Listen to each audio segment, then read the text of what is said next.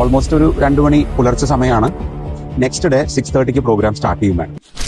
Early morning 2 AM client എന്റെ അടുത്ത് വന്ന് പറയുക, ഞാൻ അവർക്ക് കൊടുത്ത വൈറ്റ് സോഫ മാറ്റി, ഡബിൾ സീറ്റർ സോഫ മാറ്റി, ബേജ് കളറുള്ള സോഫ വേണം. ഇതായിരുന്നു ക്ലയന്റിന്റെ റിക്വയർമെന്റ്. ഓൾമോസ്റ്റ് ഒരു 2 മണി പുലർച്ചെ സമയമാണ്. നെക്സ്റ്റ് ഡേ 6:30 പ്രോഗ്രാം സ്റ്റാർട്ട് ചെയ്യും വേണം. അപ്പൊ പ്രോഗ്രാമിൽ ഒരുപാട് കാര്യങ്ങൾ വേറെ ഉണ്ട്, പക്ഷെ ഇത് അതിൽ ഒന്ന് മാത്രമാണ്. അപ്പൊ ഞാൻ ആലോചിച്ചപ്പോ അന്നൊരു വെക്കേഷൻ നടക്കുക, പൂജ ഹോളിഡേസിന്റെ വെക്കേഷൻ ആണ്. എല്ലാ ഗോഡൌൺസും എല്ലാം അടവാണ്, എല്ലാ പണിക്കാരും നാട്ടിൽ പോയിട്ടുണ്ട്. ഇതാണ് സിറ്റുവേഷൻ. ഫൈനലി ഞാൻ എന്ത് ചെയ്തെന്ന് വെച്ച് കഴിഞ്ഞാൽ, ഞാൻ ഈ വെണ്ടറെ തന്നെ വിളിച്ചു. ഒരു 10 പ്രാവശ്യം വിളിച്ചിട്ട് ആളെടുക്കുന്നില്ല.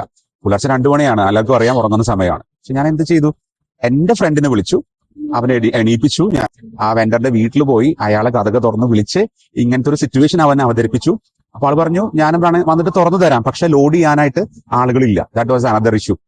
അപ്പോൾ എന്റെ ഫ്രണ്ട് തന്നെ അവന്റെ കുറച്ച് കൂട്ടുകാരന്മാരെ വിളിച്ചിട്ട് ഈ ഓണറുമായിട്ട് പോയി ഗോഡൌൺ തുറന്നു.